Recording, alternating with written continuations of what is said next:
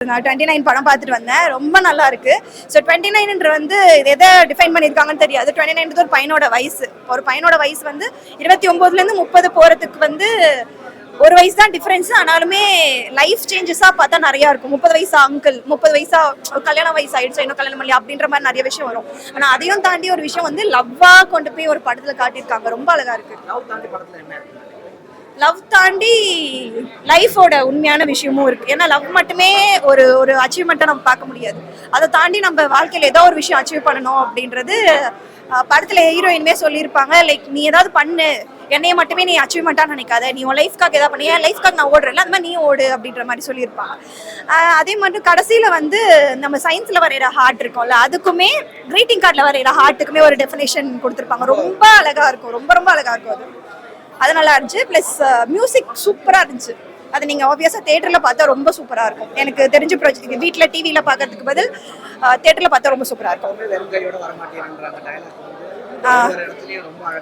ஆமாம் ஆமாம் ஆப்வியஸாக ஒருத்தங்களுக்கு இன்னொருத்தங்களை பிடிக்கும் அப்படின்னா லைக் நான் என்ன ஞாபகப்படுத்த மாதிரி ஏதோ ஒரு விஷயம் வந்துட்டு நான் இருக்கணும் அப்படின்னு நினச்சிட்டே இருப்பேன்ல. ஸோ அப்போ ஒரு சீனில் கூட வந்து அவர் ஒரு கம்மல் வாங்கிட்டு போயிருப்பார். ஆனால் அதை கூட அவங்க வந்து நீ தப்பாக ஏதோ வாங்கிட்டு வந்திருக்க அப்படின்ற மாதிரி சொல்லியிருப்பாங்க. ஸோ அது என்னன்னா எனக்கு பிடிச்சவங்களுக்காக நான் கொடுக்குறேன், உங்கள்கிட்ட நான் எதுவுமே எதிர்பார்க்கல. ஸோ நீ கேட்ட ஒரு விஷயமும் நான் கொடுத்துருவேன் அப்படின்ற மாதிரி தான் போகும் படம். ஸோ நல்லா இருந்தது. லவ்வர்ஸ் பார்க்கலாம். ஆப்வியஸா லவ்வர்ஸ் தான் பார்க்க முடியும். ஸோ லவ் பண்றவங்க யாராவது இருந்தீங்கன்னா ஆப்வியஸா அந்த படத்தை கூட்டுவாங்க. இந்த மாதிரி ஒரு 10 இயர்ஸ் முன்னாடி இருக்கலாம், இப்போ பார்த்துருப்பீங்களான்னு எனக்கு தெரியல. ஸோ கண்டிப்பா வந்தா 2.5 hours நல்லா பேக்டா படம் பார்க்கலாம். பிரீத்தி அஸ்ரானி கேரக்டர் எனக்கு ரொம்ப ரொம்ப ரொம்ப பிடிச்சிருந்துச்சு. அண்ட் விதுவோட கேரக்டருமே வந்து ஹீரோயிஸ்டிக்கா இல்லாம லைக் நெய்பர்ஹுட், எனக்கு என்னோட ஃப்ரெண்டோ இல்லை வந்து என்னோட பக்கத்து வீட்டு பையனோ ஒரு லவ் ஸ்டோரி சொன்னா எப்படி இருக்கும் அந்த மாதிரி லைக் பக்கத்து வீட்டு பையனை பார்க்குற மாதிரி ஹீரோயிஸ்டிக்கா ஃபீல் பண்ற மாதிரி எனக்கு தோணல. லைக் ரொம்ப ரொம்ப ஆடியன்ஸ் ஓரியன்டா இருந்தது படம். படம் நல்லா இருந்தது. லவ் மூவி சொல்லி வந்துருந்தோம். ஆக்சுவலா அதை தாண்டி மெசேஜஸும் நிறைய இன்ஸ்பிரேஷன் ஸ்டோரிஸும் இருந்தது. ஹீரோயின் ஹீரோ எல்லாமே வந்துட்டு சூப்பராகவே நடிச்சிருந்தாங்க. யார் நல்லா பண்ணிருந்தாங்க? ஹீரோ தான் நல்லா பண்ணிருந்தாங்க. அவங்க இது அச்சீவ்மெண்ட் பற்றி சொல்லியிருந்தாங்க. அச்சீவ்மெண்ட்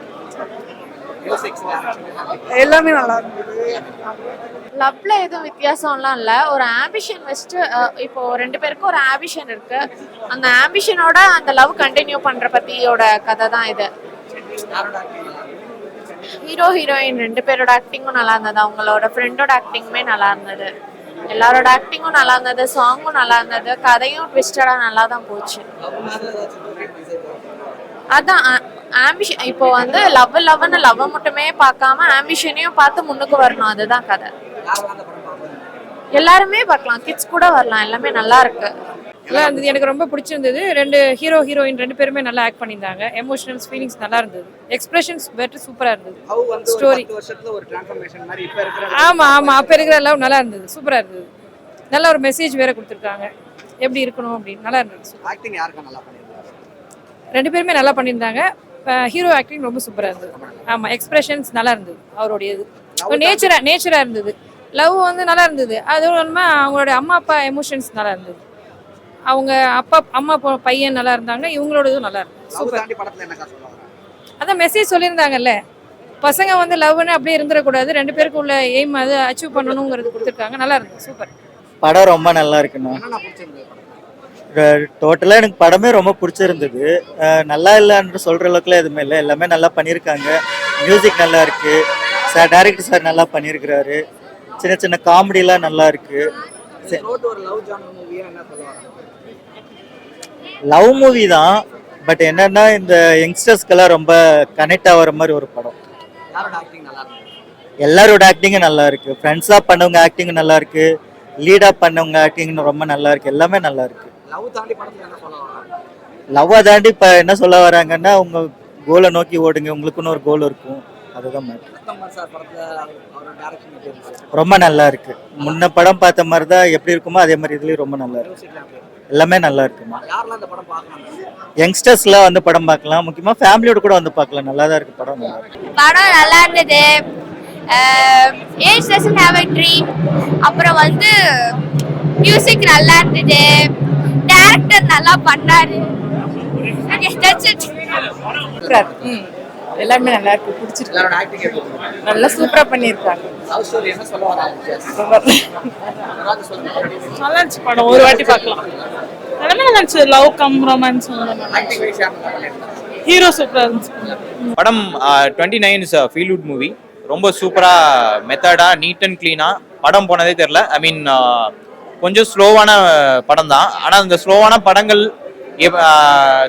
படங்களாக இருந்தாலும் நான் அதை பார்ப்பேன்னு சொல்லி ஒரு சில ஆடியன்ஸ் வருவாங்கல்ல, அந்த ஆடியன்ஸ் மூலிமா இது நல்ல கனெக்ட் ஆகும்னு நான் நினைக்கிறேன்.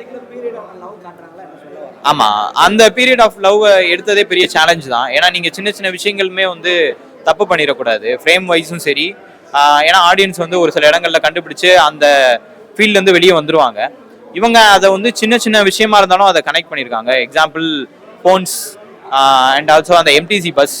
அந்த நான் ஏன் எல்லா இன்டர்வியூலையும் அதை சொல்கிறேன் அப்படின்னு பார்த்தீங்கன்னா, அது சின்ன விஷயமா இருக்கலாம், ஆனால் அது வந்து ரொம்பவே பெரிய விஷயமா பார்க்கப்படுது. நல்லா நல்லா ஒர்க் அவுட் பண்ணியிருந்தாங்க அந்த இடத்துல. அவரை தாண்டி இப்போ ஐ மீன் டைரக்டர் சாரை தாண்டி கேட்குறீங்களா? லவ்வை தாண்டியா? லவ்வை தாண்டி வந்து பார்த்தீங்கன்னா இதில் கருத்து இருக்கு. செகண்ட் ஹாஃப் ஃபுல்லாக வந்து பார்த்தீங்கன்னா இப்போ அந்த சமூகம் சார்ந்த ஒரு சில கருத்துக்களை அவங்க சொல்லியிருக்காங்க. இப்போ இருக்க 2K கிட்ஸ் ஒரு சிலர் ஐ மீன் அந்த கருத்தை விரும்பவங்க இருக்காங்கன்னு நான் நினைக்கிறேன். அந்த 2K கிட்ஸ்க்கு இது வந்து கனெக்ட் ஆகும் அந்த கருத்து. கேரக்டர் வைஸ் வந்து சின்ன சின்ன ஆர்டிஸ்ட் கூட சூப்பராக பண்ணியிருக்காங்க. எக்ஸாம்பிள் அந்த பேச்சுலர்ஸ் ரூமில் இருக்கக்கூடிய பர்சன்ஸ், அதாவது ஹீரோ ஹீரோயினை மட்டுமே நம்ம பொதுவாக சொல்லிட்டு இருப்போம். இது அப்படி இல்லாமல் அந்த கேரக்டரைசேஷன்ஸ் பண்ணக்கூடிய ஒரு பேச்சுலர்ஸ் ரூம்னா என்ன, எப்படி இருக்கும், அதுவும் அந்த 2010 அந்த காலகட்டத்தில் ஒரு பேச்சுலர்ஸ் ரூம் எப்படி இருக்கும், என்னென்ன விஷயங்களை அந்த ஆர்குட் அந்த விஷயங்களா இருக்கட்டும், அதெல்லாம் ரொம்பவே சூப்பராக ஹேண்டில் பண்ணியிருந்தாங்க. அண்ட் எனக்கு வேற கேரக்டர்ஸ் வைஸ் வந்து பிடிச்சிருந்தது அப்படின்னு பார்த்தீங்கன்னா, என்னோட ஃப்ரெண்ட் இதில் பண்ணியிருக்காப்புல. ஆஃபீஸில் ஒரு ஃப்ரெண்டு கேரக்டராக வந்திருப்பார் சதீஷ்னு. ஸோ அவருக்காக தான் அந்த மூவிக்கு வந்தேன். ஸோ